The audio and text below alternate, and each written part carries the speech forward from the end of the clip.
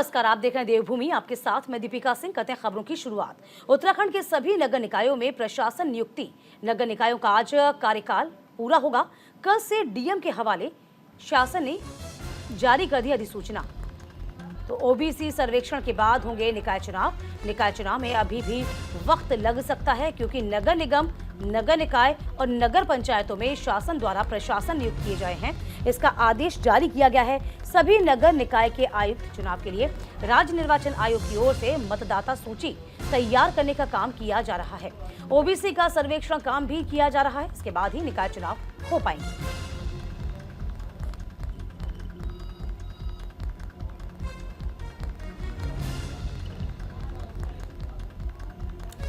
तो फिलहाल आपको बता दें, बड़ी खबर है जिसमें उत्तराखंड के सभी नगर निकायों में प्रशासन नियुक्त किया जाएगा। आज निकायों का जो कार्यकाल है पूरा हो रहा है। तो बड़ी खबर आपको बता रहे हैं। इस बीच उत्तराखंड से जिसमें निकायों का कार्यकाल पूरा हो रहा है, ओबीसी सर्वेक्षण का काम और उत्तराखंड के सभी जो नगर निकायों में प्रशासन है उसे नियुक्त किया जाएगा।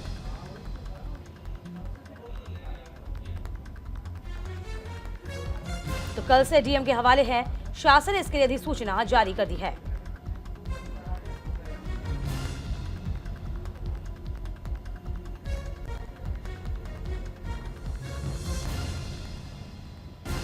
तो नगर निकायों का कार्यकाल आज से पूरा हो रहा है। बाकायदा इसके लिए अधिसूचना जारी कर दी गई है। ओबीसी सर्वेक्षण के बाद निकाय चुनाव होने हैं।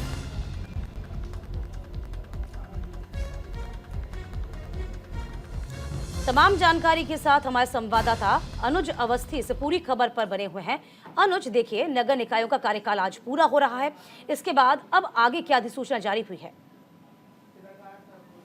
बिल्कुल दीपिका, जो नगर निकाय चुनाव की सरकार ने अभी तक कराए नहीं थे आरक्षण ओबीसी लागू करने को लेकर के, तो वहीं आज जितने भी पूरे उत्तराखंड के प्रदेश के नगर निकाय हैं उनका सभी का कार्यकाल आज समाप्त हो रहा है। आज के बाद ये सारे जितने भी नगर निकाय हैं, नगर पंचायत है, ये जिलाधिकारी के हवाले रहेंगे और प्रशासन ने इनमें एक एक आईएएस अधिकारी को प्रशासक बना करके नियुक्त कर दिया गया है। हर वो आईएएस अधिकारी वो वहाँ पे एक प्रशासक के तौर पे होगा और नगर निगम से रिलेटेड जो भी काम है, जो भी टेंडर्स है या नगर निकाय से रिलेटेड जो भी टेंडर्स है, ये वो प्रशासक के हवाले होंगे और जिलाधिकारी उसकी अध्यक्षता करेंगे। क्योंकि सरकार ने अभी तक चुनाव नहीं कराए और विपक्ष इस पे लगातार हमलावर है। विपक्ष का ये कहना है कि सरकार को नहीं नगर निकाय चुनाव करा रही है, क्या ऐसी देरी कर रही है नगर निकाय चुनाव को लेकर कि सरकार ने चुनाव के अभी तक घोषणा भी नहीं करी है। तो इसको लेकर के विपक्ष लगातार सवाल कर रहा। लेकिन आज आखिरी दिन है नगर निकायों को लेकर के। नगर निकायों में अब जिलाधिकारी के हवाले रहेगा और प्रशासक की जाएगी। जी दीपिका, ठीक है, यदि हम नियुक्तियों की बात करते हैं तो अभी क्या कहा जा रहा है, क्योंकि आप जिस तरीके से बता रहे हैं विपक्ष भी यहाँ पर हमलावर है, तो नियुक्तियां कब तक संभव हो पाएंगी, इस बारे में कोई जानकारी दी गई? बिल्कुल, आज चूंकि आखिरी दिन है, 1 दिसंबर है और कल से जो जितने भी प्रशासक हैं, जो आईएएस अधिकारी हैं, सरकार ने जिनको नोडल अधिकारी बनाया हुआ है, वो जिलाधिकारी के थ्रू वहाँ पे प्रशासक होंगे। चूंकि नगर निगम या नगर पालिका या नगर निकाय, ये तीनों जगह पूरे प्रदेश में जो नगर निकाय, नगर पालिका या नगर निगम है, वहाँ पे एक आईएएस अधिकारी को नियुक्त कर दिया गया है जो डीएम की अध्यक्षता में रहेगा और जितने भी डिसीजन होंगे वो प्रशासक रहेगा और कल से वो प्रशासक की नियुक्ति हो जाएगी। देखिए, जिस तरीके से खबरें बता रही हैं, जबकि प्रमुख सचिव जो कि शहरी विकास आर.के. सुधांशु ने भी कहा था कि नगर निगम, यदि हम रुड़की का जिक्र करते हैं तो चुनाव बाद में हुआ था, यहाँ केवल मेयर पद का चुनाव होना है, बाकी बोर्ड पूर्व की भांति काम करता रहेगा। जिस तरीके से आप बता रहे हैं, ठीक यही जो चीजें हैं देहरादून में भी लागू होंगी। जिस तरीके से सभी निगमों की बात कर लेते हैं, पंचायतों की बात कर लेते हैं, नगर पंचायतों की बात करते हैं, 2 दिसंबर से यहाँ पे तमाम जिस तरीके से आप बता रहे हैं प्रशासक तैयार हो जाएंगे, तो अमूमन पूरे राज्य में यही व्यवस्था लागू होने वाली है।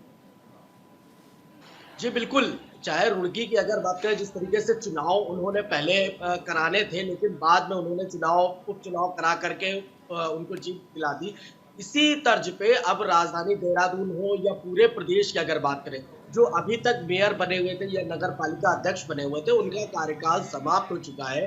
अब चूंकि अंडरटेकिंग जिलाधिकारी की अंडरटेकिंग है, तो हाँ। जितने भी डिसीजंस लेने होंगे वो जिलाधिकारी लेंगे, हाँ। या जो आईएएस अधिकारी नियुक्त किए गए हैं, जो नोडल अधिकारी शासन नियुक्त किए गए हम्म। वो डिसीजंस लेंगे। मेयर का जो कार्यकाल है वो समाप्त हो चुका है, नगर पालिका अध्यक्ष का जो कार्यकाल है वो समाप्त हो चुका है। तो अब जितने भी काम है, चाहे वो टेंडरिंग प्रक्रिया हो, नगर निगम नगर निकाय से जितने भी रिलेटेड काम है, हाँ। वो सारे काम अब प्रशासक नियुक्त देखिए किए गए अनुज, या अब ये भी कहा जा रहा है कि जो बॉल है वो निर्वाचन आयोग के कोर्ट में है, राज्य निर्वाचन आयोग के कोर्ट में जाएगी। क्यों? क्योंकि मतदाता सूची तैयार करने का काम किया जा रहा है और इसी के बाद चुनाव संपन्न हो पाएंगे। तो ये जो काम है ये कब तक पूरा होगा, इस बारे में कोई जानकारी दे पा रहे हैं? बिल्कुल, हाँ। अगर निर्वाचन अधिकारी की अगर बात करें तो सरकार चुनाव अभी कराना नहीं चाहती है। हाँ। सरकार इसी बात को लेकर के विपक्ष भी लगातार बोल रहा है कि सरकार क्यों नहीं चुनाव करा रही है, न क्यों सरकार डर रही है। आज कल इसी को लेकर के प्रेस कॉन्फ्रेंस भी करी गई थी कांग्रेस की तरफ से कि क्यों नगर निकाय चुनाव क्यों नहीं, सरकार क्यों नहीं करा रही, सरकार क्यों बच रही है नगर निकाय। और सरकार का ये कहना है कि हम जब तक ओबीसी आरक्षण नहीं लागू कर पाएंगे, हाँ। या ओबीसी आरक्षण को पूरी तरीके से पूरे प्रदेश में उसका सर्वे नहीं हो जाएगा, तब तक हम नगर निकाय चुनाव नहीं कराएंगे। लेकिन इस बीच का जो पीरियड है, उस पीरियड में डिसीजन, चूंकि नगर निकाय हो या नगर पालिका हो या नगर निगम हो, उनके डिसीजंस लेने के लिए शहरी विकास विभाग ने भी इस बात को लेकर के जोर दिया कि आप इस चुनाव को जल्द से जल्द निपटाएं। अब कि केंद्र नगर निर्वाचन अधिकारी के उस पे देखना है कि निर्वाचन अधिकारी आज के पास क्या डिसीजन लेते हैं, क्या वो सरकार को बोलते हैं कि आप जल्द से जल्द चुनाव करें। हाईकोर्ट में भी इसका मैटर चल रहा है, नैनीताल हाईकोर्ट में हाँ। जल्द से जल्द नगर निकाय चुनाव कराए जाए, लेकिन अभी तक सरकार ने कोई डिसीजन नहीं लिया है। केवल प्रशासक नियुक्त किए गए हैं। यानी कि अभी इंतजार करना होगा और देखना होगा कब तक नियुक्तियां हो पाती हैं। आप बने रहिएगा मेरे साथ अनुज, आगे भी आपका रुख करती हूँ। इधर नंदा गौरा योजना के लाभार्थियों के लिए बड़ी खबर आपको बता दें, आवेदन की जो अंतिम तिथि थी 20 दिसंबर तक इसे बढ़ा दिया गया है। पहले इसकी अंतिम तिथि 30 नवंबर तक थी। मंत्री रेखा आर्या ने अभिभावकों को अब बधाई दी है कि जल्द आवेदन करने की अपील भी की है। तो सरकार ने नंदा गौरा योजना के आवेदन की अंतिम तिथि को बढ़ा दिया है। इस योजना का लाभ लेने के लिए अभी तक आवेदन की जो तिथि थी वो 30 नवंबर तक रखी गई थी, इसे बढ़ाकर अब 20 दिसंबर तक कर दिया गया है। तो महिला सशक्तिकरण और बाल विकास मंत्री रेखा आर्या का कहना है कि कई पात्र बेटियां इसके लिए आवेदन नहीं कर पाई थी। उसके बाद अंतिम तिथि को बढ़ाने का निर्णय लिया गया है। ये कहा गया कि इस फैसले से उन अभ्यर्थियों को राहत मिलेगी जो किसी वजह से अभी तक अपने प्रमाण पत्र नहीं बना पाए थे। सभी पात्र लोगों से अपील की कि योजना के अंतिम तिथि से पहले आवेदन जरूर कर लें। सभी जनप्रतिनिधियों से भी अनुरोध किया गया है कि वे अपने क्षेत्र में अधिक से अधिक पात्र लोगों को इस योजना का लाभ लेने के लिए प्रेरित करें। अनुज हमारे साथ लगातार बने हुए हैं। अनुज देखिए, ये अभ्यर्थियों की अच्छी खबर है कि जो बालिकाएं अपना फॉर्म जमा नहीं कर पाई थी उनको अब राहत मिलेगी। और जिस तरीके से मंत्री रेखा आर्या कह रही हैं कि जो कई पात्र ऐसी बेटियां हैं जो आवेदन नहीं करवाई थी किसी वजह से, अब वो आवेदन कर पाएंगी। बिल्कुल दीपिका, जो महिला एवं बाल विकास मंत्री रेखा आर्या है, उन्होंने एक बड़ा फैसला भी लिया हुआ है कि जो नंदा गौरा योजना, जो हमारी पहाड़ की बेटियां हैं, वो इस योजना का लाभ उठा सके, उस योजना में भागीदारी कर सके। तो इसको लेकर के अभी तक की 30 तारीख लास्ट डेट थी, लेकिन अब उन्होंने बढ़ा करके इसको 20 दिसंबर कर दिया है। क्योंकि पहाड़ में जितनी भी हमारी बेटियां हैं वो इसमें आवेदन नहीं कर पाए हैं, या उन्होंने निर्देश दिए हैं कि जो वहाँ के नोडल अधिकारी हैं, जो वहाँ के ग्राम प्रधान है, तो ये जितनी भी बालिकाएं हैं उनका ये फॉर्म भरवा करके इस योजना में उन्हें सम्मिलित करें, क्योंकि ये योजना पूरे प्रदेश की योजना और पूरे प्रदेश की जो बालिकाएं हैं जो उनको ये योजना का लाभ मिले। और जिस तरीके से महिला एवं बाल विकास मंत्री लगातार इस बात को बोल रही है कि जितनी भी प्रदेश की महिलाएं हो, बच्चियां हो, बालिकाएं हो, केंद्र सरकार की जो योजनाएं हैं उनका लाभ उन्हें जरूर मिलना चाहिए। इसी को लेकर के उन्होंने जो ये 20 दिसंबर डेट करी है, इसी वजह से डेट बढ़ाई है कि जो आवेदनकर्ता अभी तक आवेदन नहीं कर पाए हैं वो आवेदन कर सके। चलिए, बहुत शुक्रिया आपका अनुज तमाम जानकारी देने के लिए। चलिए बढ़ते हैं खबरों में आगे। उत्तरकाशी टनल हादसे से जुड़ी बड़ी खबर आपको बता दें, जालोर के रहने वाले अशोक सोलंकी बने हैं मसीहा। जी हाँ, 41 मजदूरों को बचाने में उनकी जो भूमिका थी वो अहम थी। देहरादून में सिविल इंजीनियर के पद पर तैनात हैं अशोक सोलंकी। तो अशोक सोलंकी जो कि जालोर के रहने वाले हैं, 41 मजदूरों को बचाने में उनकी भूमिका अहम थी। तो फिलहाल बता दें आपको, अशोक सोलंकी ही बने थे मसीहा। तो किस तरीके से 17 दिन तक फंसे हुए थे तमाम मजदूर और किस तरीके से एक लंबी चुनौतीपूर्ण ऑपरेशन के बाद उन सभी को बचाया गया। सबने वो वक्त देखा और पूरी दुनिया की निगाहें थी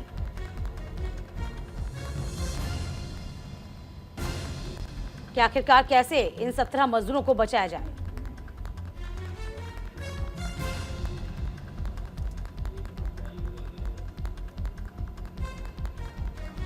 बड़ी खबर आपको बता रहे हैं, जिसमें देखिए उस वक्त चेहरे पर मुस्कान आ गई थी जब सभी बचा लिए गए थे। एक एक मजदूर, एक एक कर्मवीर बाहर आ गए थे।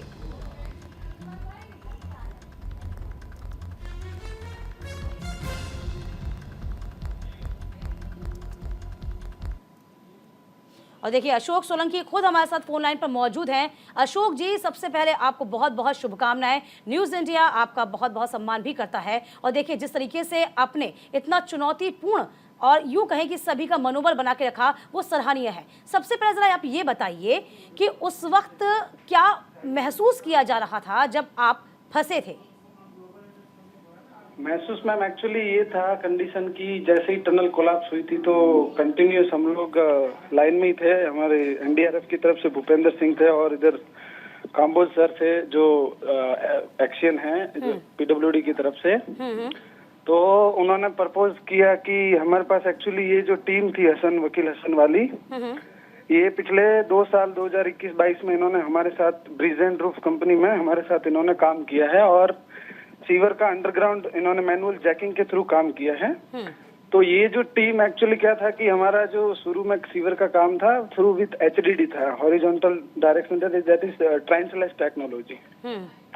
But due to many hindrances, वहाँ पाइप्स वगैरह वो सब, और सॉइल स्ट्राटा भी काफी उसका रॉकी टाइप था देहरादून का, तो उसकी वजह से हमने ये मैनुअल जैकिंग टीम को एडॉप्ट किया था, जिसने बड़े से बड़े मुश्किल काम देहरादून में निकाले। और इन्होंने करीब 60 मीटर के पैच निकाले हैं हमारे देहरादून में।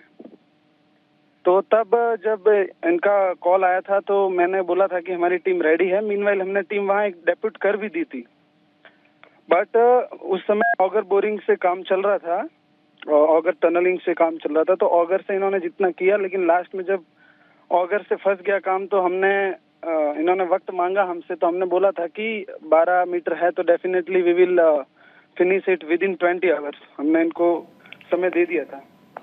देखिए अशोक जी, जाहिर सी बात है जो चुनौतीपूर्ण ऑपरेशन था जिस पर न सिर्फ देश की निगाहें थी बल्कि पूरी दुनिया टकटकी लगाए इस ऑपरेशन के सफलतापूर्वक होने का इंतजार कर रही थी। देखिए हमारे यहाँ बिल्कुल चारधाम योजना का एक प्रोजेक्ट है और जाहिर सी बात है जब ये टनल बन जाती है तो बहुत राहत भी मिलेगी, लेकिन इन तमाम चीज़ों के मद्देनजर हम ये नहीं भूल सकते कि यहाँ पर जिस तरीके से, चूंकि आप सिविल इंजीनियर हैं और यहाँ की आबो हवा से, भौगोलिक स्थिति से आप परिपूर्ण तरीके से परिचित भी हैं, तो ये समस्या यहाँ पर बहुत ज़्यादा आ जाती है। कहा जाता है कि ये गंगा और जमुना का कैचमेंट एरिया था जिससे समस्या बहुत बढ़ रही थी और ये तो पहले से ही चीज़ों को पता होगा, तब गलती कहाँ हो पाई थी, क्या लगता है आपको? मैम गलती तो देखिए, जो सॉइल का प्रोफाइल वगैरह है वो सब तो एक प्रिलिमिनरी इन्वेस्टिगेशंस है, और हमने तो क्या था कि I was working under bridge and roof and somehow और other I was not directly connected to the tunnel and all. We were just we have provided just this rescue team from our bridge and roof company and this work has been done with a great effort. Appreciate Ashok ji, देखिए जाहिर सी बात है आपकी सराहना की जाएगी, आपकी पूरी टीम की सराहना की जाएगी। अच्छा, उस वक्त यदि हम पूछें आपसे, वो दबाव, चूंकि 41 मजदूरों की जान बचाने का दबाव, सरकार का दबाव, आपका एक मनोस्थिति की हम बात करते हैं, आपकी पूरी टीम की मनोस्थिति कैसी थी? आपको क्या लग रहा था, कैसे बचा लिया जाए इन सभी को? मनोस्थिति मैम यही थी कि एक्चुअली जो हमारी टीम थी, इन्होंने जो हमने अभी आपको बताया है, इन्होंने 60 मीटर के काफी टफेस्ट स्ट्रेच इन्होंने निकाल के दिए थे हमको जी। तो हमको इनको पूरा भरोसा था। Even we were ready for all the 60 metres by manually only, but due to this rat mining words और ये जितना उछला है रेट माइनिंग वर्ड, उसकी वजह से हमने उनको शुरुआत में नहीं उतना वो दबाव दिया। बट फाइनली जब हमारे पास अपॉर्चुनिटी आई, देन हमने इस टीम को टारगेट करके हिट किया और हमारा विश्वास था, बिल्कुल, भगवान में विश्वास में विश्वास दुनिया था। कायम होती है और ये विश्वास ही रंग लाया। बहुत शुक्रिया आपका न्यूज इंडिया से बातचीत करने के लिए। चलिए अब अगली खबर का रुख करते हैं। खबर हरिद्वार से है, जहां सरकार ग्लोबल इन्वेस्टर समिट का आयोजन कर देश और विदेश के उद्योगपतियों को उत्तराखंड में उद्योग लाने के लिए आमंत्रित कर रही है। तो वहीं हरिद्वार सिडकुल अथॉरिटी की ओर से कुछ फैक्ट्री मालिकों को प्लॉट तो आवंटित कर दिए गए, लेकिन उन्हें सड़क, बिजली, पानी जैसी बुनियादी सुविधाओं से वंचित रखा गया है। सिडकुल के सेक्टर 3 स्थित इस फैक्ट्री मालिकों से सड़क, पानी और सीवेज के नाम पर मेंटेनेंस तो वसूला जा रहा है, लेकिन ये सुविधा उन्हें अभी तक नसीब नहीं हुई। सड़क और बिजली न होने की वजह से छोटे फैक्ट्री का कामकाज ठप है। फैक्ट्री मालिकों का आरोप है कि सिडकुल हरिद्वार ऑफिस में उनकी कोई सुनवाई नहीं हुई। स्थानीय अधिकारी उद्यमियों को परेशानियों को लेकर बिल्कुल भी गंभीर नजर नहीं आ रहे।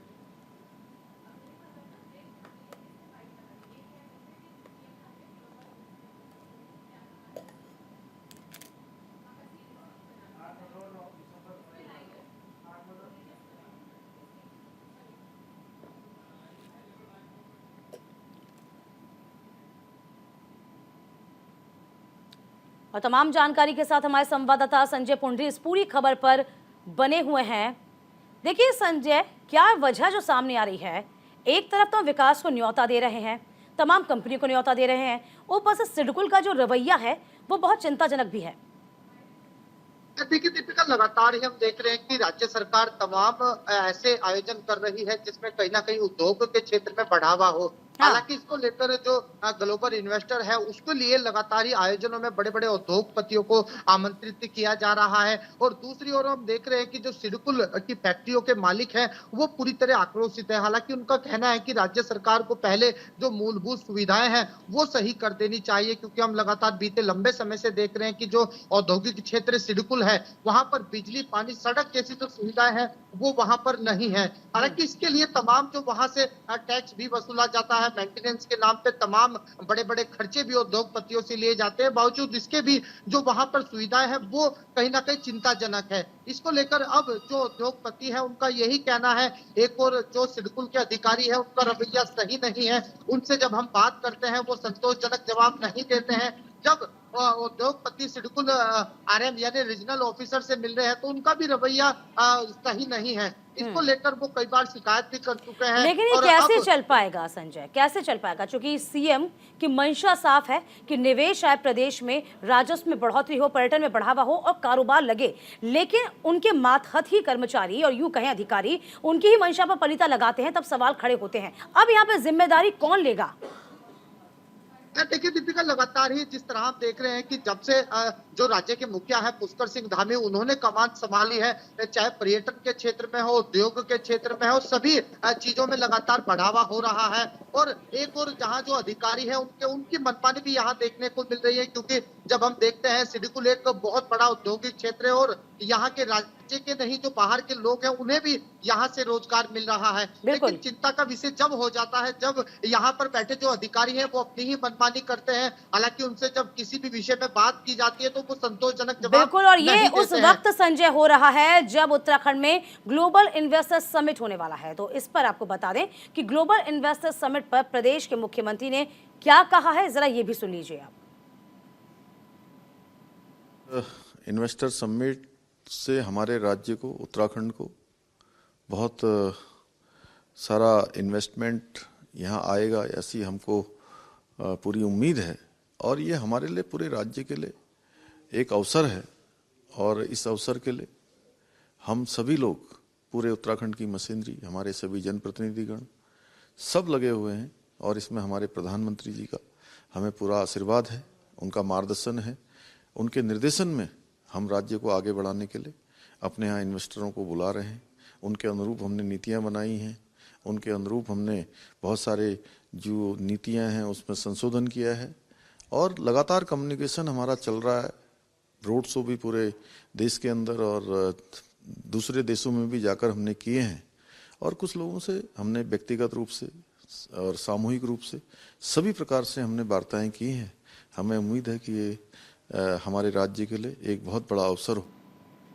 देखिए, ग्लोबल इन्वेस्टर समिट को लेकर किस तरीके से उत्साहित नजर आ रहे हैं सीएम, और इसी के साथ साथ हमारे संवाददाता संजय ने भी खबर दिखाई, रिपोर्ट भी दी, किस तरीके से सिडकुल का जो रवैया है वो मनमानापूर्ण बना हुआ है। बहुत शुक्रिया संजय आपका भी तमाम जानकारी देने के लिए। उसी के साथ इस बुलेटिन में अभी के लिए बस इतना ही।